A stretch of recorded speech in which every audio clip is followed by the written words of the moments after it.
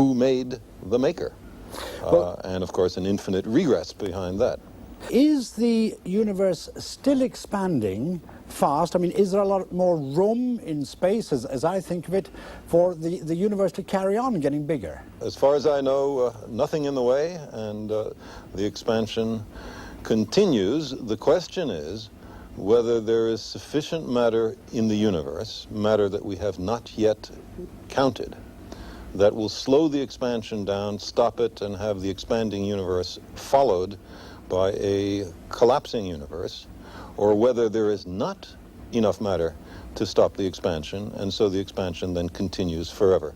This is an observational question which is still unresolved, and the Hubble Space Telescope, which who knows might be launched next year if we're lucky, might answer this question. Professor Hawking uses a very striking metaphor of the Earth borrowing its energy from itself. Now, in straight banking terms, that means you're going to be overdrawn, and in the end there's going to be a collapse, a big crunch. So does Big Bang get followed inevitably by Big Crunch? No, not inevitably. It depends on how much matter there is in the universe, which is a still unsolved issue. I should say that the prevailing opinion is that the universe will continue expanding forever, but that, in my opinion, is by no means a very secure conclusion. Well, let me bring in the poet amongst us here. Arthur Clarke, you know what T.S. Eliot said, "This is the way the world ends, not with a bang but a whimper." When you think of the end of the world, if you think of the end of the world, does it end with a bang or a whimper? Well, one would like to think that we will end with a bang. Of course, we'll never know. It is rather a long way in the future. Some billions, tens of billions, possibly even much further in the future. And as Carl said, we may have the answers to these questions in a very few years if the Hubble Space Telescope gets successfully into orbit and can peer out to the boundaries of the universe. If we are sort of living in a little suburb of the galaxy, can you foresee a time when we'd need to get out of the suburb and colonize somewhere else because of the gradual curve towards the end? Well, I think the human race, if it survives the next few years, will go on to colonize first the solar system and then to send ships out to the stars and ultimately perhaps to other galaxies. But if the expansion of the universe is fast enough, we will never be able to keep up with it. Now, one fascinating aspect that is raised is the question of time itself in the book.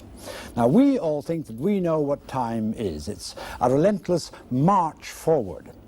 But for the purposes of your argument, Stephen Hawking, you use a mathematical concept that you call imaginary time, which seems to be able to run backwards as well as forwards. In our theories, there are two kinds of time. There is what is called real time. This is the kind of time that is measured by a clock. The time that we feel passing, the time in which we grow older. Then there is imaginary time.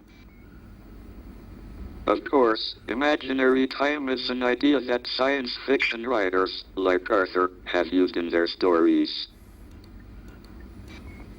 But imaginary time is also a well-defined mathematical concept. It can be thought of as a direction of time that is at right angles to ordinary, real time, in a certain sense. The universe has a beginning in real time, at the Big Bang. And it may well have an end if it collapses to a big crunch. But in imaginary time, it has no beginning or end.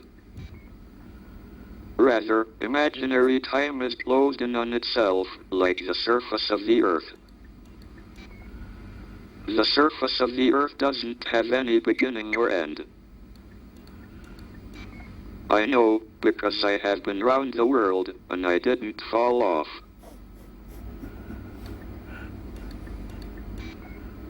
Individual particles can travel through imaginary time and arrive back at an earlier real time. But I don't believe that people will ever be able to travel back in time, like in the film Back to the Future. I'm going to come first, if I may, to you, Carl Sagan, because this idea in Professor Hawking's book, this extraordinary four-dimensional model of the universe with no boundaries, but finite, just like the Earth. This, to me, is really stretching my own capacity for imagination to the utmost. How would you turn it into words for me, a layman? Well, the first thing I would say is not to feel bad if it's not immediately, intuitively obvious. Our ability to understand things instantly, so-called common sense, derives from a certain range of size and speed and duration that are appropriate for human existence. We know about things from 1/10 of a millimeter to a few kilometers, from a fraction of a second to a lifetime, and so on. So when we are dealing with matters of quantum physics, where particles have a size of 10 to the minus 13th centimeters, or in cosmology, where we are talking about 10 billion light years or more, it is very reasonable that our intuition is not adequate to the task. One point I'd like to make about this is that every human culture has a set of creation myths, but they're in the realm of mythology or religion or folklore, and they are, of course, all mutually inconsistent. The great thing that is happening in our time is that we are able, through a method which can actually make some progress towards the real universe out there, to find out something about origins, and this is the scientific method applied to the science of cosmology.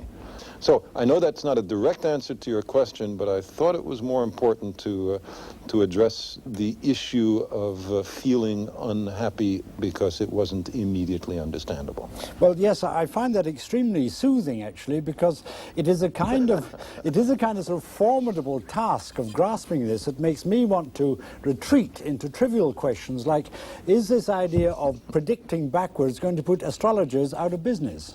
Nothing will put astrologers out of business. Well, Alas. well, that certainly added a touch of lightness to these tremendous issues that we are discussing: infinity, black holes, and imaginary time. And at this stage, let's relax a little bit and have a bit of fun with mathematics at their most abstruse. I'm going to ask Arthur Clarke here to do some doodling with his computer and with a fascinating exercise with complex numbers, which is called the Mandelbrot set. Now, this is named in honor of a French scientist working for IBM. It's a mathematical equation which leads us towards the infinite. In effect, it makes the mathematics of the universe visual and incredibly beautiful. This is what we would see if we had eyes to see it, when order meets chaos. This is what's going on in the universe every day. An ordered universe is breaking down and becoming more disordered. This is the second law of thermodynamics in action, what Stephen Hawking calls Murphy's Law. Now, Dr. Clarke, you've been using your computer back home in Sri Lanka to explore the Mandelbrot set at incredibly high magnifications. Over to you, sir.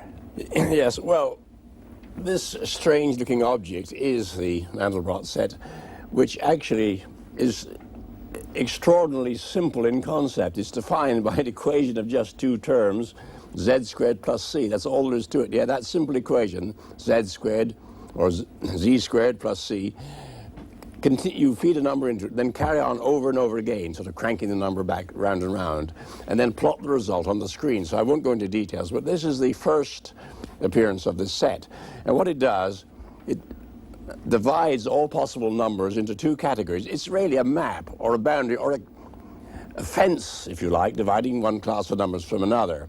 And you can tell your computer to go into any spot here and say, recompute that area to a higher degree of precision, and then blow it up on the screen. So you can use the computer as a microscope, and you can continue that process forever. Some of the images are incredibly beautiful and are going to have a great impact on artistic design in the next decade or so. I found what looked like black holes, and I'd like to show them to you. So what I'm going to do now, essentially, is to zoom into it, increasing the magnification manyfold, and if I press the right